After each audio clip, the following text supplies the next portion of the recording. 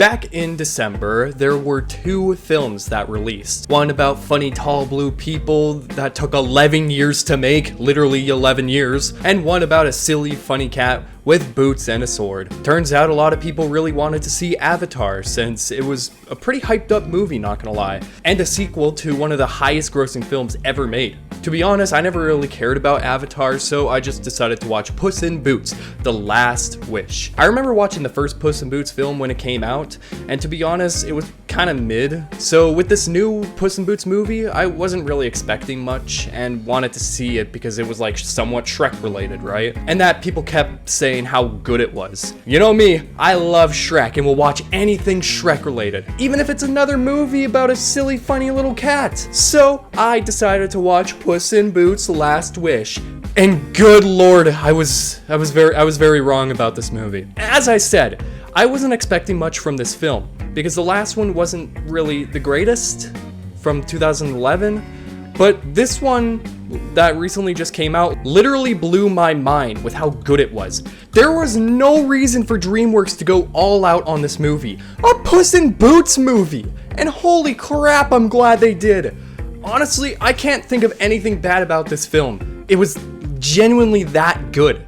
Now, if you don't know already, the movie centers around Puss in Boots!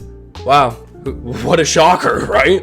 The story is based on the myth of cats having 9 lives, and that Puss is down to his last one, due to all of the adventures and shenanigans and tomfoolery he's been through in his entire life. He is then off on an adventure to find the mythical last wish and hope to get his 9 lives back while he is escaping death.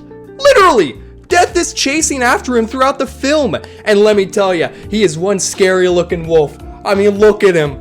The story and the plot of the film centering around Puss having only 1 life left is honestly really unique and fits the story very well. Even fitting the character of Puss in Boots well too, because he is, in fact, a cat.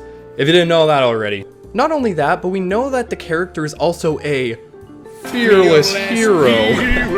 And seems that he isn't afraid of anything, even death. But later on in the film, we realize that escaping death, in Puss's case, comes with living a life of denial and fear. But through experiencing relationships and adventures with others and even friendship, he realizes that all of that makes life worthwhile, which ends up with Puss coming face to face with death towards the end of the film, where he battles him without fearing him anymore, essentially overcoming his fear of death. Now, the whole concept is so well executed in this film, and it's amazing how they took the cats having 9 lives myth into a deep, dark, yet beautifully well-written story. This is hands down my favorite part of the film, and every time I think about the film or someone brings it up or I rewatch it, I won't stop thinking about the crazy and beautifully well-written plot and story of the film. Another thing I can't stop talking about is how beautiful the art style and animation in the movie is. Everything is just so smooth in the film, and it's very visually appealing. Watching this film is like getting a pedicure for my eyeballs, but instead of a nail filer getting shoved into my eye and making me go blind, it's the art style, animation, and Puss in Boots' hat looking like it was painted on using a paintbrush is what's making my eyes feel all nice and tingly and fun looking good, feeling good and whatnot. Everything is so bright, colorful, and vibrant, and honestly reminds me of the art style in Spider-Man Into the Spider-Verse and Mitchell's vs. the Machine kind of art style. Cartoonish, comic book type animation and art style. I love it. I can't stop thinking about it. I also really enjoy the characters in the film, as they are also very well written, and also very humorous in a way. Of course, we got the returning characters like Puss and Kitty, but we also got new characters like the dog that follows Puss around and likes to swear constantly. We got Goldilocks and the 3 bears, and my personal favorite character of the film, the Chad the Legend himself, Jack Horner. Can we take a moment to appreciate Jack Horner for a moment? Easily the best character in the film, hands down. He's probably the most humorous character out of the bunch too. He's mean, ruthless, and doesn't care about anyone else but himself. Now, I would say that he also falls under the Sigma male grind set and follows the footsteps of previous Sigma males like Patrick Bateman from the movie where he does the funny faces, and Andrew Taint, who got arrested because he doxed himself through a pizza box.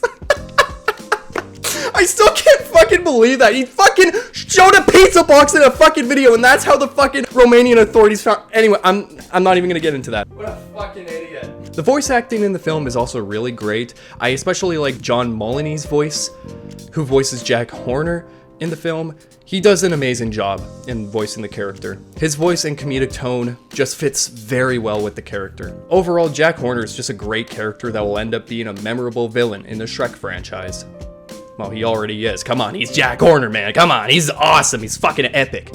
One thing I didn't like so much about the film is how they constantly reference the fairy tales and stories of the characters and how repetitive it was. For example, how Goldie and the Three Bears constantly kept saying, "Oh, too cold, too soft, too hot, ooh, just right, I ain't gonna take a shower, Dad," over everything they do, and it just feels very repetitive and bland and just gets tiring after hearing it every 5 seconds. I get that it's their character and that's what the story is all about, but for crying out loud, they didn't have to add the dialogue in the film every fucking 5 seconds. Here's a challenge for you, for those who are at legal drinking age. Take a shot every time they reference their fairy tale story. I bet you won't make it through the film. Oh, and did I mention that all of the characters are also after the last wish? Yeah, well, now you know. Now you do. I forgot to mention that earlier. Still, a really good concept and a really good film. So, yeah, short review. I think I got everything I wanted to say about the movie. I also noticed that the film has a pretty good soundtrack and original music too, which is great. I love seeing it. Unlike the first Puss in Boots film, which barely had a soundtrack. Like, for real. Can't think of any memorable songs in that film. In this new one, of course, we got Fearless Hero, which is freaking epic. Gotta love the pussy with the boots singing and dancing to that song. Gotta love it. In conclusion, the film is amazing. Phenomenal even. This might be my new favorite DreamWorks film as of now. It's just that good. It's fun, colorful, beautiful, and a very well written film that anyone could sit down, watch it, and will be entertained, and will have enjoyed it in the end. In the end, I'm gonna give this film an 8.8 out of 10 on Sankobyte. If you haven't watched it yet, what are you waiting for? Go and watch this silly Spanish cat flying around and saving the day already. He has boots on, for crying out loud. Oh. I 100% recommend the movie. Fuck, that hurt. Anyways, like, comment, and subscribe if you're new to the channel. I make videos like this every week, so make sure you subscribe so you never miss an upload. Anyways, thanks again so much for watching, everyone, and I'll see you in the next video. Bye-bye!